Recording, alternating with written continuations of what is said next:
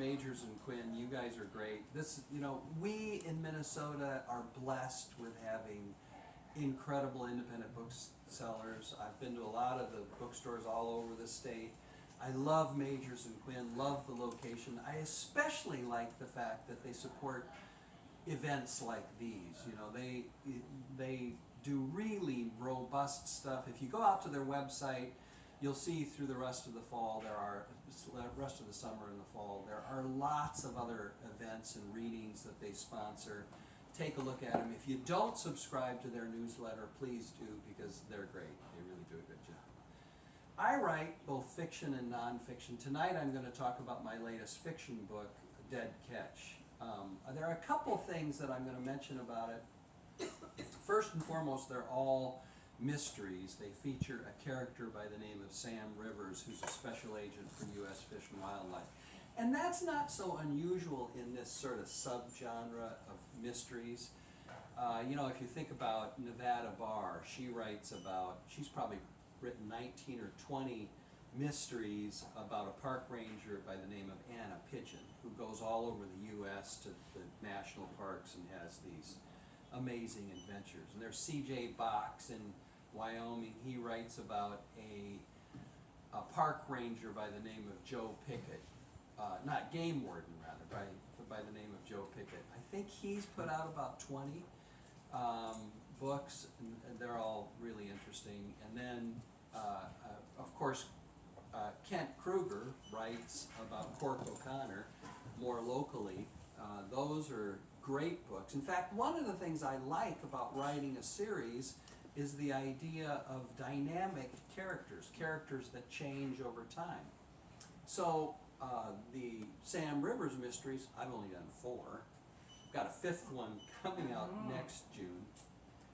They're all set in Minnesota. They have some similar characteristics. They all feature Sam Rivers, of course. And one of the things I really like, though, is this quality of a dynamic character who changes over time. So the Sam Rivers you meet in Wolfkill becomes a little different by Dead Catch. And just an example, in Wolfkill, he has a girlfriend by the name of Diane Talbot, I believe, if I remember correctly. And that carries over in Cougar Claw, but in Cougar Claw, he happens to meet the love of his life, Carmel Rodriguez, and by the 3rd book, Killing Monarchs, they get together, and then in the latest one, Dead Catch, he proposes to her. So it kind of gives you an idea of how they change over time, how characters change.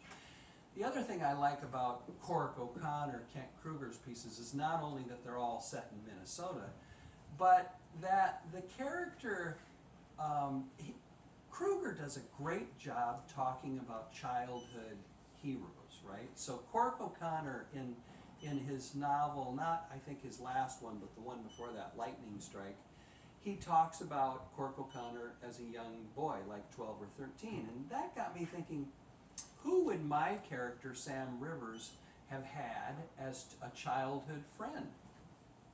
And I came up with this character, Holden Riggins. Now, Holden Riggins, they knew each other in their 12th summer. They became really close, fast friends, loved, going out in the woods and fields around this fictitious community I write about in northeastern Minnesota called Defiance, Minnesota. And they really had a great time and were really good buddies. And then a tragedy befell them at the end of the summer, and I write about that a little bit. And they parted ways, and they went on completely different trajectories. Their Holden's mother moved him across the range to Virginia, Minnesota, and they just kind of fell out of contact. And even though they'd see each other occasionally, stuff like sometimes happens, they had incredibly different trajectories as adults. Sam Rivers, of course, becomes a law enforcement officer. He polices the wild. His big thing is, has anything to do with animals, flora and fauna, he's on it. In fact, all the crimes he works on involve different species, and you can see that in the title: Wolfkill, or wolves, cougar claw, mountain lions, killing monarchs, or monarchs, and Dead Catch features walleye poachers on Lake Vermilion. And murders, of course. Anybody that's going to poach walleye has to be a murderer. But one of the two different trajectories, Holden Riggins becomes a scofflaw and, you know, a drug addict, and has a very different, you know, high school and young adulthood than Sam Rivers, who goes into this law enforcement. So I'm just going to read the first 3 paragraphs of Dead Catch, in which Holden Riggins is introduced. But now this is 25 years later. What's surprising is, even though they had this completely different trajectory and they've completely lost touch, and, you know, Holden Riggins is an outlaw, poacher, he's also a poacher and has done terrible things, he reaches out to his old pal from their 12th year, Sam Rivers, when he gets in trouble. And so then the whole story is actually set 25 years later when they become reacquainted. But here's the introduction, just the first 3 paragraphs that describe Holden Riggins. Holden Riggins lay in the bottom of his boat, still as a stone-cold corpse. The day had dawned clear but sharp. There was a light breeze out of the northwest, causing Lake Vermilion's surface to riffle. The breeze kept the fishing boat's anchor rope taut. Holden wore a faded black coat with oil stains blotting its front.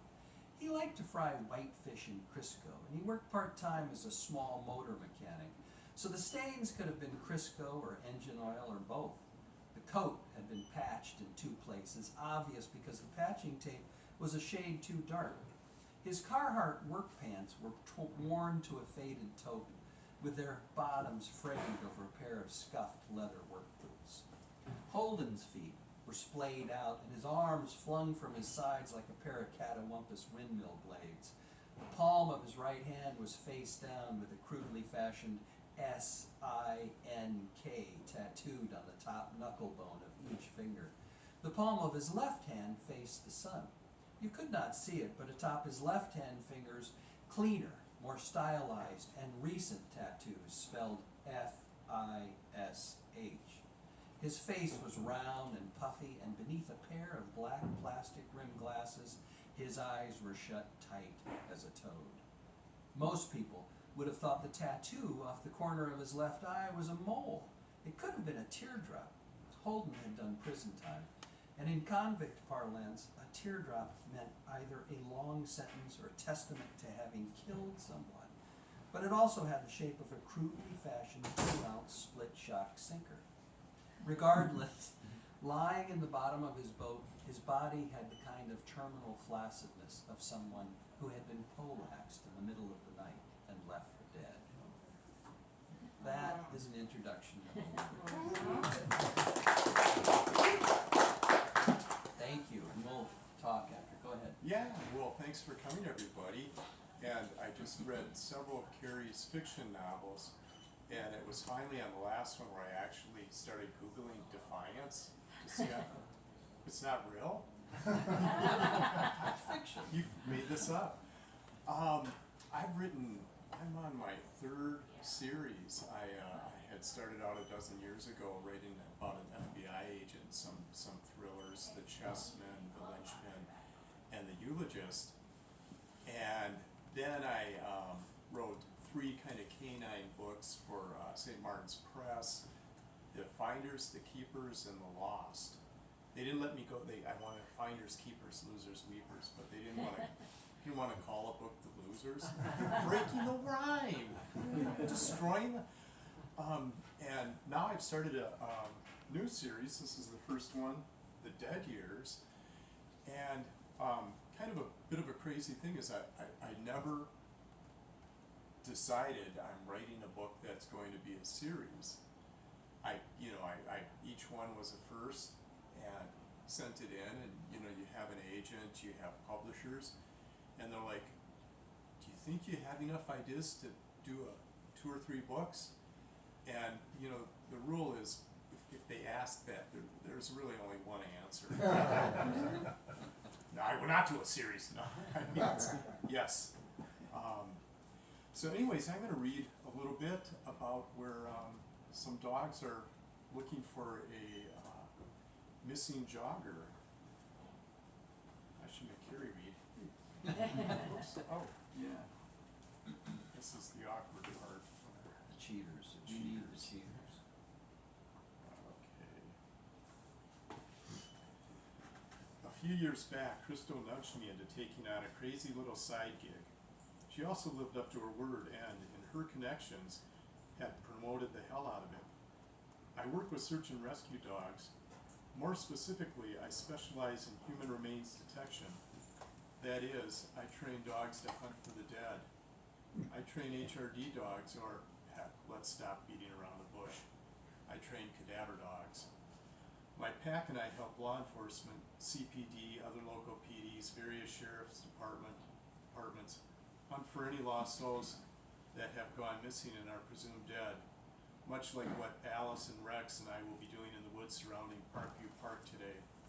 My sister tormentor, Detective Crystal Pratt, is an investigator in the Violent Crime Section inside the Area 3 Detective Division. She caught wind of a missing persons case in which HRD dogs were required and tossed the job my way. Some poor sap named Tim Gorski had been missing for either 3 work days or 5 full days since no one, not even his mother, ex-wife, well, why would she, or neighbors had seen hide nor hair of him since he left work last Friday. Colleagues at Gorski's job had gotten concerned as he'd not scheduled time off and hadn't been returning their calls or texts or emails. Evidently, Gorski's boss had gotten in contact with Gorski's mother, who, in fact, did have an extra key to his home. Gorski's boss then met the mother at her son's brick bungalow in South Edgebrook, a neighborhood on Chicago's northwest side, only to find said bungalow empty. However, Gorski's well-worn Honda Civic, the man's only vehicle, sat idly in his single-car garage. Gorski's mother reported she'd last spoken to her son on Thursday evening, 6 days ago, and that nothing was mentioned about Gorski taking any trips in his immediate future. Rather, they chatted about how crazy busy his work had become. Ma Gorski also swore her son detested public transportation, would rather drive his Civic in downtown Chicago rush hour than jump on a train or bus. Evidently, she'd gotten panicky when they spotted his car sitting in the garage. The police were called, a report was filed. Crystal heard they might need cadaver dogs to search the wooded area near Gorski's property, gave me the heads up and texted me the address in South Edgebrook, and now me and Alice and Rex were hiking a winding stretch of asphalt that eventually dead ends at the neighborhood park. It was 1:15 in the afternoon. I had an obedience class in Archer Heights at 5. Plenty of time to rip apart this little stretch of woodland. I figured it'd be a quick exercise in futility, another false alarm like most of the searches were called in to perform, and wondered if this Tim Gorski fellow had a drinking problem. If so, perhaps his time went on up in the 1001 bar rooms of Milwaukee. So imagine my surprise when noses and tails popped up. Then the dogs converged as one, Alex ahead by a whisker as they darted off the blacktop and down into the underbrush. I trot along after them, needing to keep my team in sight lest they get too far ahead and disappear into the thicket. I stepped off the trail, cut diagonally down a minor incline, and hustled around shrubs and fallen branches. With Halloween a week away, the ground was a carpet of fallen leaves. It took me all of 10 seconds to catch up, and there they were. The two sat as though sharing a park bench, staring down at their discovery, each patting gently on the terra firma with a front paw. I followed their line of vision to the forest floor, flinched, and took a step backward. The blood was a river of black ink on the leaves and muck, lots of it, as though a butcher decided to screw the slaughterhouse and got Porky out here in the woods instead. I glanced back toward the asphalt trail, realized I couldn't spot the blacktop from this crevice, this dimple in the terrain, which meant any passersby out for a casual stroll would not have been able to witness whatever butchery had occurred. One thing I knew for certain, considering the amount of blood loss, whomever this was done to did not leave the woods surrounding Parkview Park or any place else ever again of their own volition. The dogs watched as I scanned the immediate area. There was a part in the sea of red, green, yellow, and orange leaves heading west deeper into the thickets, along with a smear of dirt and dark blood on the forest floor. You didn't have to be Einstein to see what had occurred. Something or someone had been dragged from the crime scene, and I put the odds at it being an errant hog at slightly below zero. I looked at my dogs and said, "Go."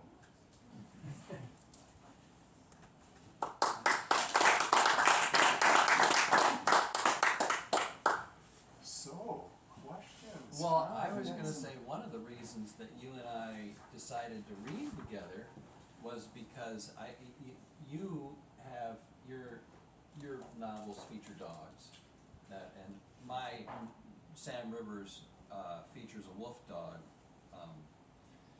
character who's kind of his sidekick, who gets involved in one way, shape, or form.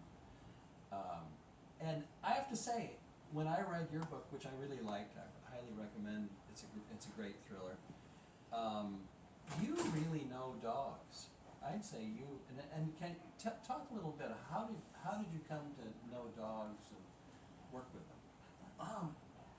You know, I'm not really a dog handler. I have some friends that I can contact, but you have to have patience. You have to have extreme patience.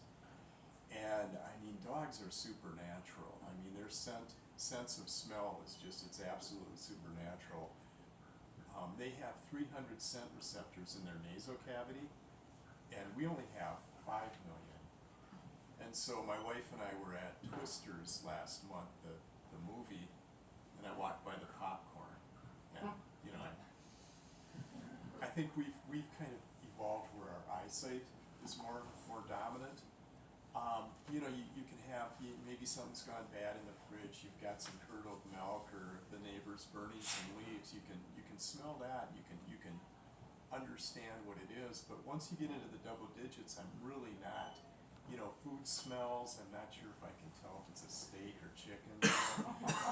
Whereas dogs, they're basically, their whole life is ferreting out, you know, thousands of different smells. And I've got I'm not a dog handler myself. I don't have the patience. You have to have extreme patience. But I do have a beagle, and beagles are great sniffer dogs. And I cannot take this. I see a rabbit 50 yards ahead. I'm like, oh no. Because then when we get there, something was here, you know. And then he goes back and forth. He tries to figure out, okay, there, you know. And I think it's amazing what we have done by teaching them, you know, I mean, to find explosives, to find different kinds of illicit narcotics and heroin and meth, and even some dogs are able to sniff out certain types of cancer. And I read a few years ago they were trying to train dogs to sniff out COVID, and I haven't read any follow-up to see if that's gone on. And I even was talking to a guy who was saying, you know, they can train dogs to sniff out money for probably if they're hunting down drug dealers, and if the guy's got a stash hidden in the wall or something. And in my case, I've seen a lot of different dog books, but I never really saw anything where it had human remains detection dogs and cadaver dogs. And then I did just a lot of research where, you know, it's an elaborate game of hide and seek. And I have one of the dog handlers has a clinic where a nurse will take some of his own blood, and there's some salons where he can get some hair, and he's got some nieces and nephews where they can get the baby teeth, and there's scent tubes that you can get. And then you wind up playing these elaborate games of hide and seek where you take the maybe a tennis ball or one of their favorite toys and smear some blood on it.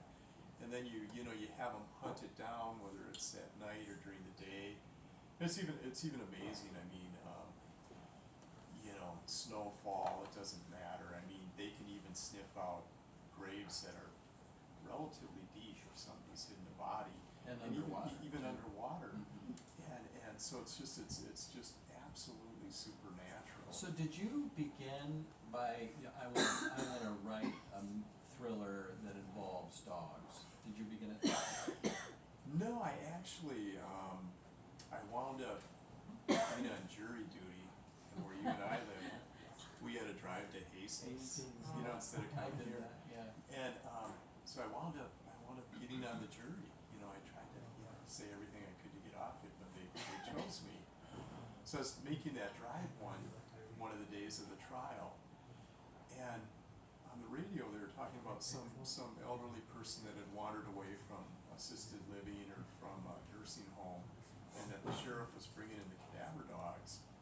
And when you're in kind of a trial, there's a lot of hurry up and wait, and you wind up sitting there a long time. So I just spent a chunk of the time just thinking, he won minute's detection. How could you have him trip over something that would then rip open a Pandora's box of murder and mayhem?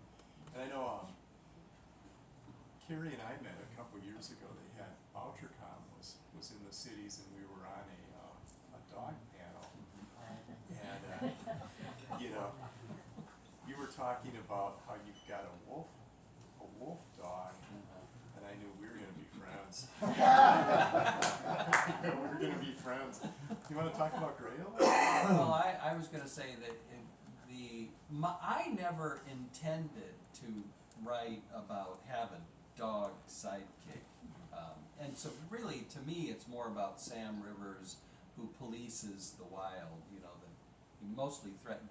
The U.S. Fish and Wildlife is responsible for policing the endangered and threatened species list. And that was really the way I wanted to go, But at the end of that first novel, which was about wolves, and then there was this notorious character, Angus Moon, who bred wolf dogs and sold them out of state. By the way, I always say this, they are terrible animals. You do not, a wolf dog is probably the worst possible pet you can have, because they will kill other dogs, and they're not, they're it's a terrible idea, hybrids.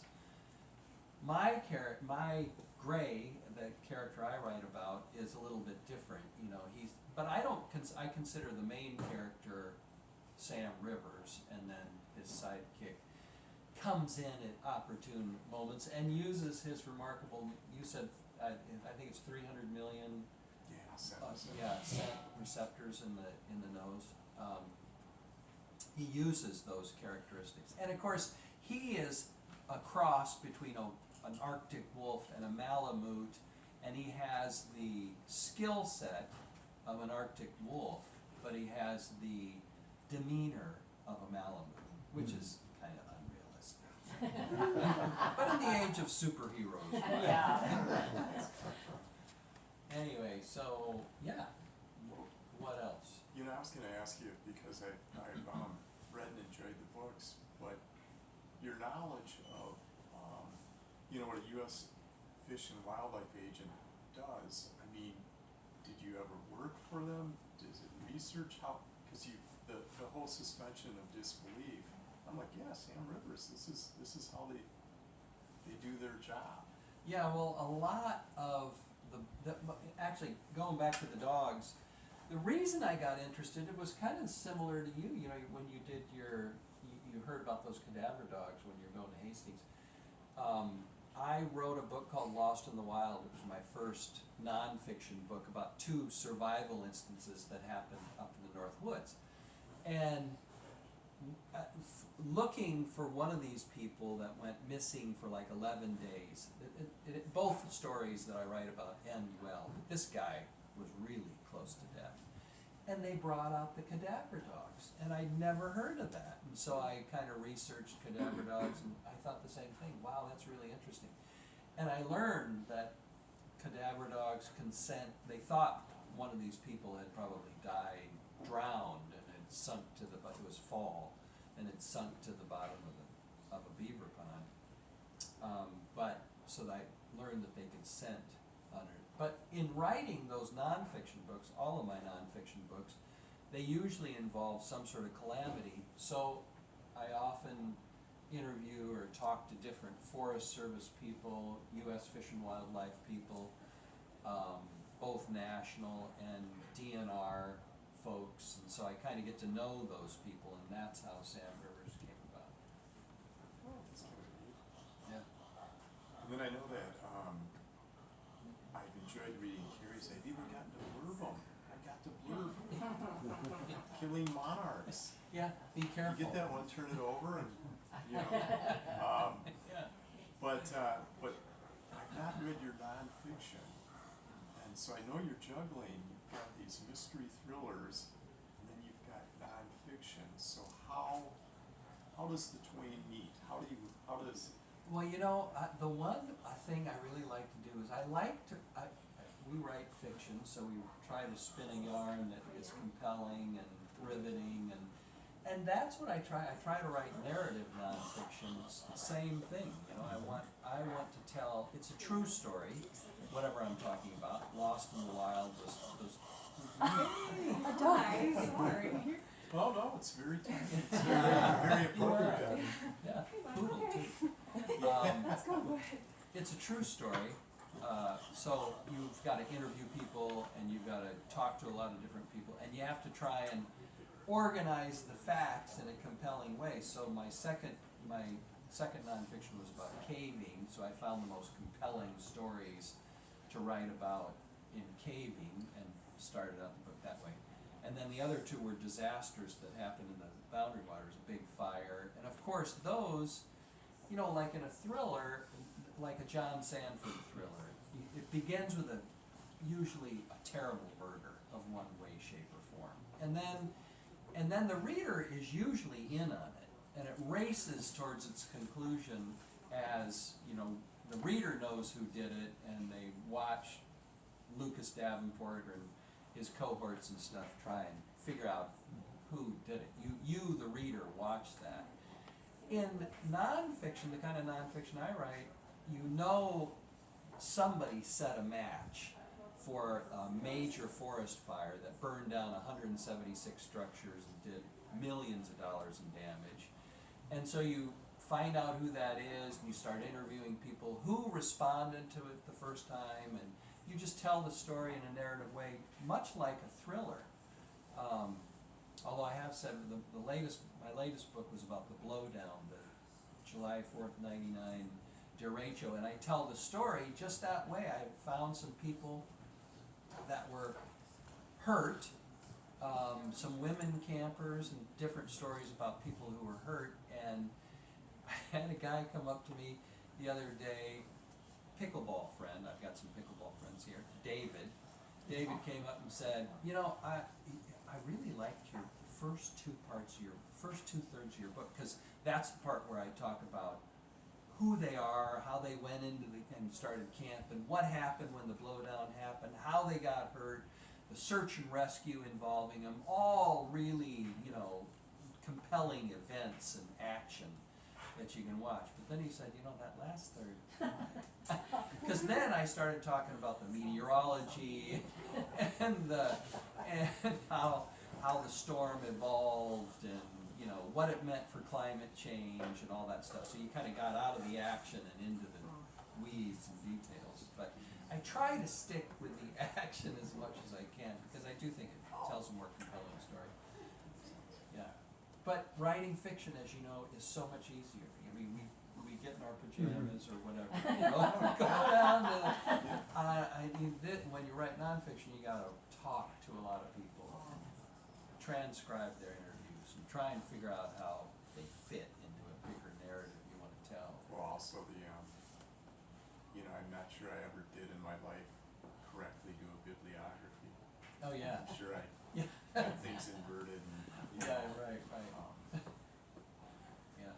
So do you have some of the footnotes at the end of? I don't have footnotes, but yeah, I usually do list a bibliography. Yeah. Not long, these aren't academic things. Right. More acknowledgments in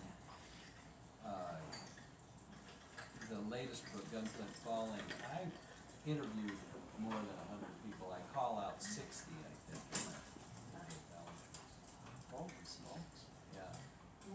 So that would, I would say that your nonfiction book takes longer. It does, I mean, mostly because of all the people that Right. you've got to interview, and the actual writing is very similar when you do a nonfiction book as opposed to a fiction book. So you're putting out like one a year, right? They take you about a year.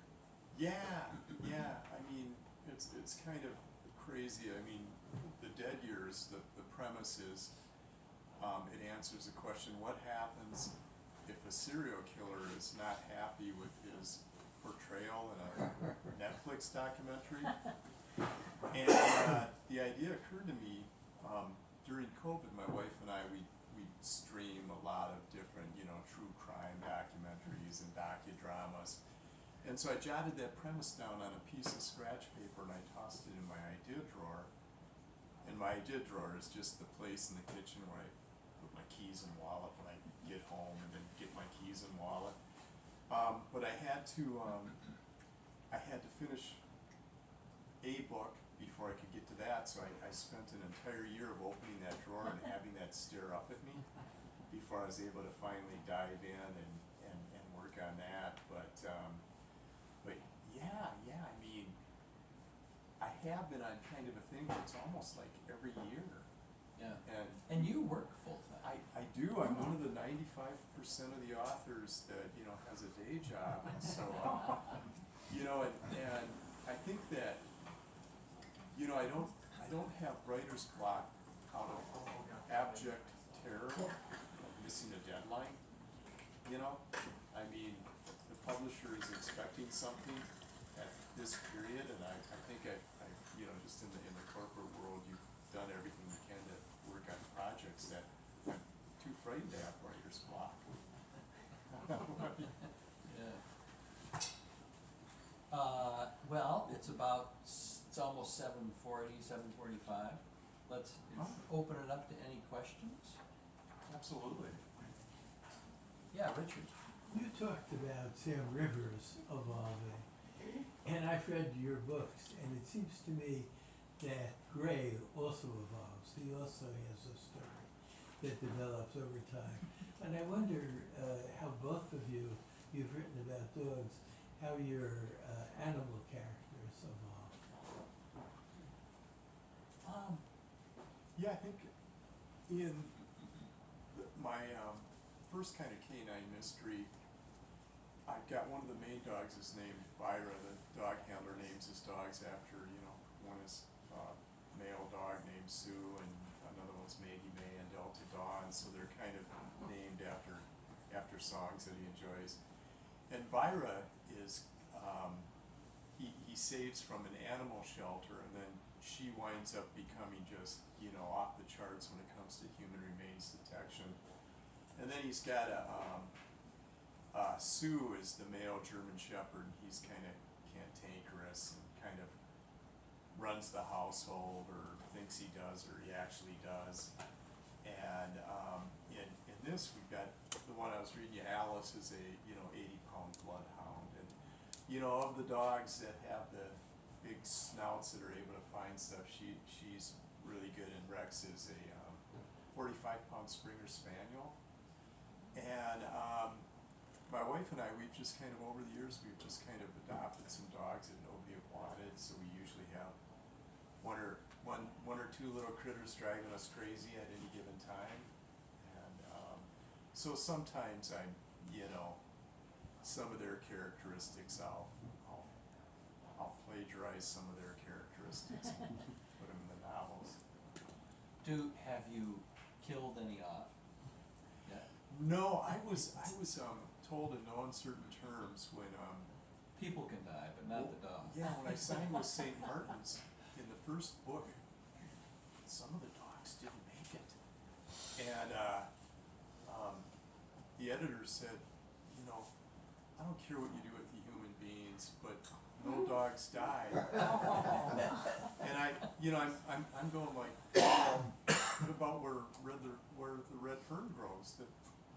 I don't, spoiler alert. Old Yeller. Yeah. Old Yeller and Sounder and Cujo. And then I realized who I was talking to, and I said, no, dogs will not die. They'll just get banged up a little bit.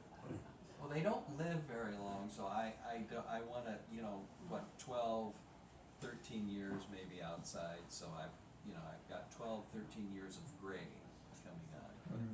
But in answer to your question, Richard, for me, Gray was a puppy when he was 6 months old in Wolfkill when he was found, and then subsequently Sam Rivers trains him, he becomes Sam Rivers' sidekick. Never accepted by the U.S. Fish and Wildlife though, because he is a wolf dog, and that would send the wrong message to the political bureaucrats who are involved with Fish and Wildlife. But he has changed a little bit over time, and a couple of times he gets shot. In Rattlesnake Bluff, he gets, the novel that's coming out next June, he gets cudgeled by a guy, almost bit by a rattlesnake. So he does get hurt periodically, but he always springs right back because he's a wolf dog, super.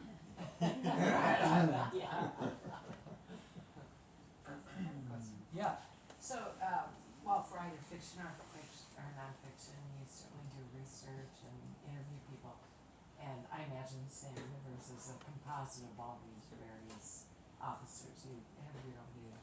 But have you ever met someone in all your research that's such a character, that you have to write them into your story somehow? I mean, I can imagine that might drive a storyline a bit more. Oh yeah. I can't think of any specific stories except one. There was a deputy I interviewed in Lost in the Wild who lived in Ely. I forget the gentleman's name, but this guy, one of the guys I write about that got lost, Jason Rasmussen, he did just a lot of dumb things. He was a smart guy. He was a med student. He was a third-year med student. Rebecca's a doctor, so she can appreciate that. So is Richard, yeah, Richard is. So, he was a really smart guy, but he's just a wilderness neophyte and didn't know what he was doing. And that deputy, I interviewed him, he said, that son of a bitch was cheating Darwin. He should have never been found.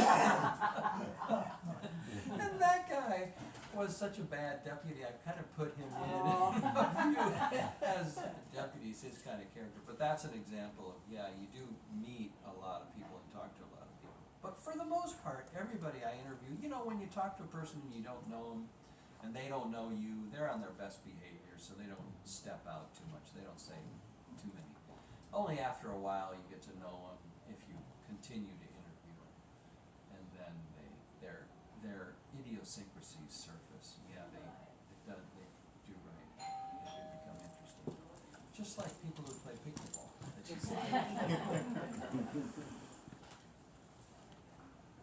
Yeah. As you're writing, have you ever written yourself into a corner and you just aren't sure how to get out of the path you've down?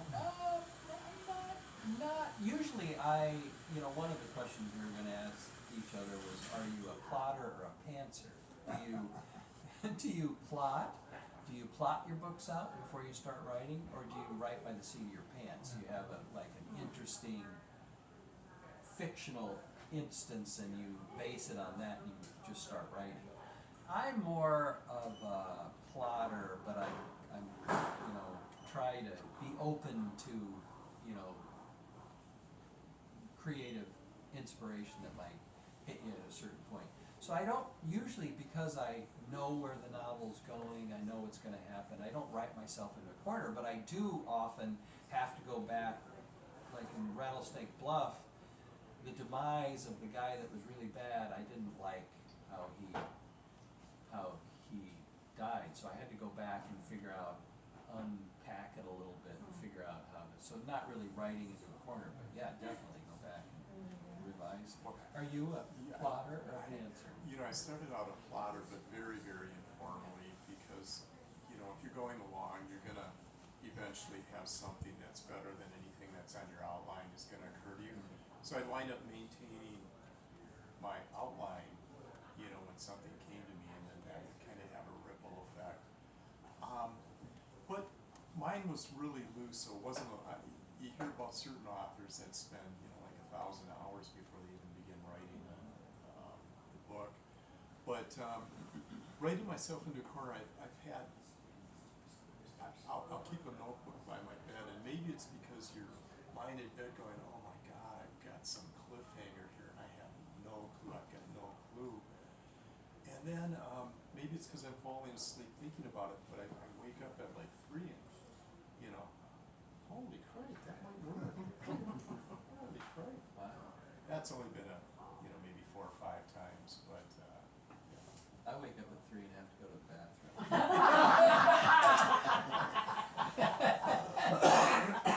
So kind of, on the same note, have you ever left something out that you really liked but it didn't fit? I think I've had editors tell me to lose some things, and then I'll just cut it and then paste it into a Word doc for another time. Yeah, I've had that experience too. I've had that experience with nonfiction. I've had stuff that was that was a really compelling story that I had to take out and exclude. And fortunately, in that instance, I was able to use it in another venue. But still, when it doesn't fit with the flow and whatever you're trying to do, nonfiction or fiction, then And I think, just working with, you've got the content edit and the copy edit and everything, and usually I'm more terrified of the content, because that, when they're coming at you about things in the plot, things that, don't make sense, and you're gonna be doing a lot of, rewriting. The copy edits are like your most meticulous English teacher you've ever had, and I'm just happy. Yeah. The first book I did, they were mocking me on the number of, and my mom's an English teacher, I guess it didn't rub off. It didn't rub off. Oh, so many rules. They're like an Old Testament of God. A lot of rules, no mercy. I've got a question. Oh, Yeah. were you gonna say something else? No, go ahead. So I've always been curious about people who write series, and for the writers here, you have to keep, there has to be continuity in terms of facts and names, and so if you had to stop for a second to think of the girlfriend's name for the first book. So, and then this one you introduced somebody who was a boyhood friend of Sam Rivers. Do you ever think, damn it, I wish I'd kind of put a reference to that in an earlier book so that it would make sense when he now surfaces in this 4th book? Do you ever wish, well, I wrote that slightly differently 4 books ago, because I'd be able to have this plot twist in this book, because I laid the groundwork for it.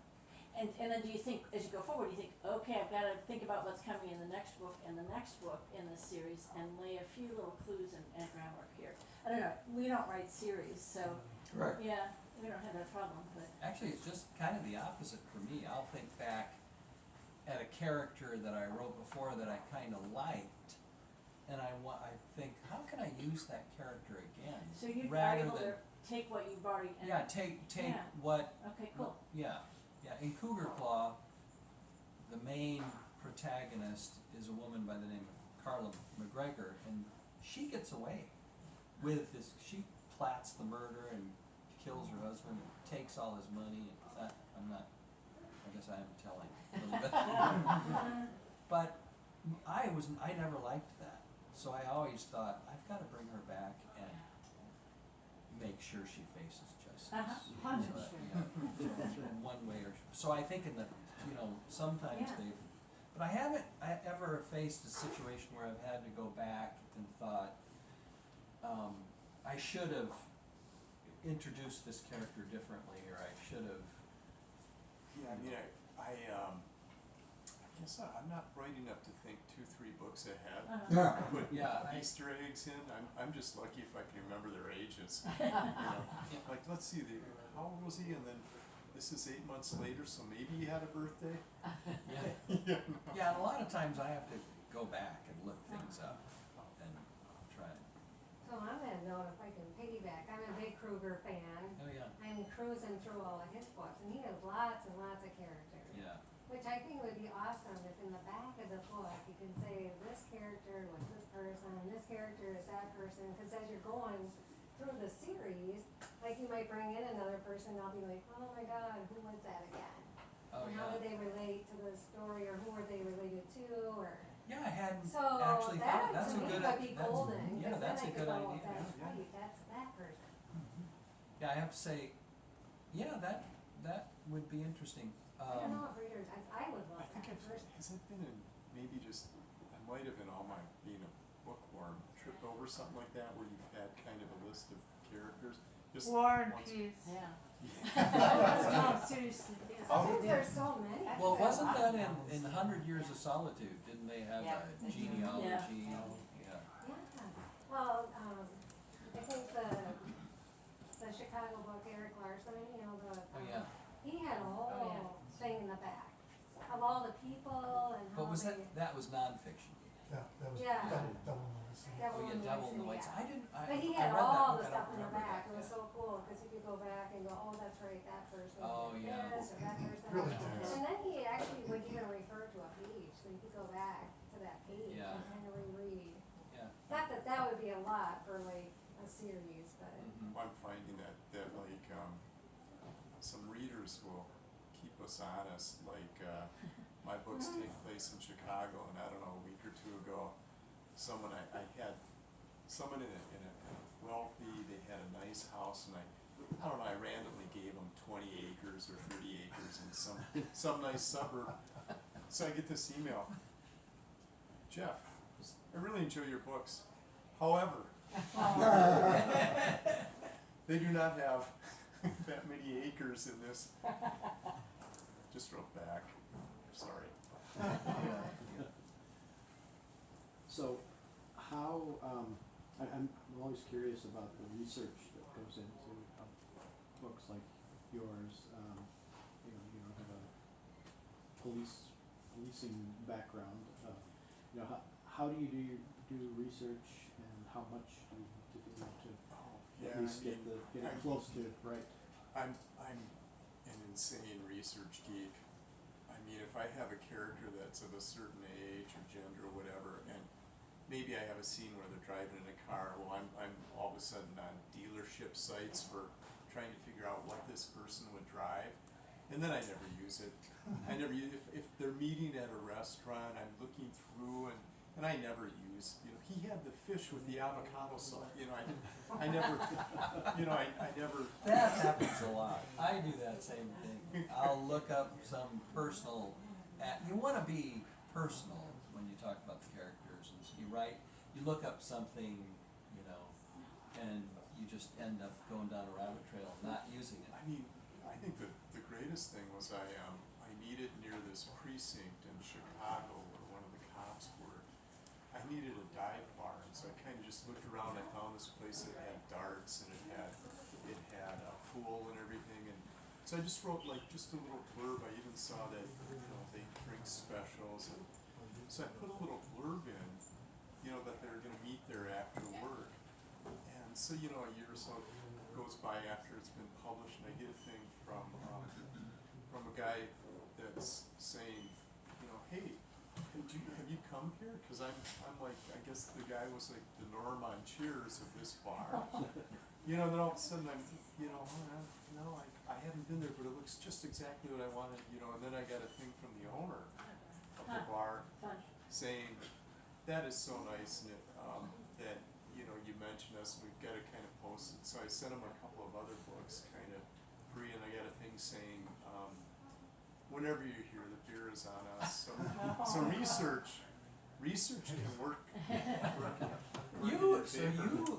In that instance, you actually identified the bar, you used the bar. I did, you know, and I figure as long as you don't say, you know, something Anything horribly, disparaging, yeah. you know, and mine made it sound like a cool. I use actual places that I've been, like, I don't know if you know the Yum, the restaurant, that's in, is it Yum or Yum? Uh-huh. Yeah, Yum. Yeah. It's a nice restaurant, and I have, you know, in Killing Monarchs, but I call it something completely different that no one, you might recognize if you've been into that place, but anyway. Sarah, are we, We have time for one more question. okay? Yeah, go ahead, Brian. Okay. What motivates you to write fiction? Well, I've always loved writing. I've written ever since I was 18. I've always written fiction. I just love a good story well told, and that's what I try to do. You know, I mean, whatever, if I can try and do that.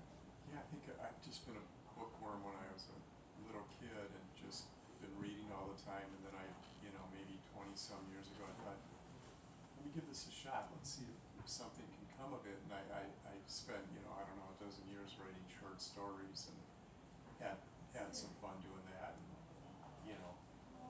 making a whopping $30 on a couple stories. I got a couple $5 and got some free issues for so, but yeah, just absolutely had a blast. And then a dozen years ago, I just thought, we try full-length novel and see if anything comes of it. Yeah, good for you. And he works full-time. Yeah, I know it. There's hope for us all. Yes, yeah. Well, Cary and I, we met, and then all of a sudden, Cary lives in Rosemont, and I'm in Apple Valley, so we're kind of close. And you find out that Cary, worked for Ceridian, which had been in the building where I worked, the Health Partners building, years ago, and I'm like, yeah, Cary, you coming towards the elevator, and I was hitting the door closed. and writing books with dogs in them, so Yeah, here we are. yes. Hey, thank you guys for coming. Really Thank appreciate you. it. And we'll just move right up to Quinn then. Perfect.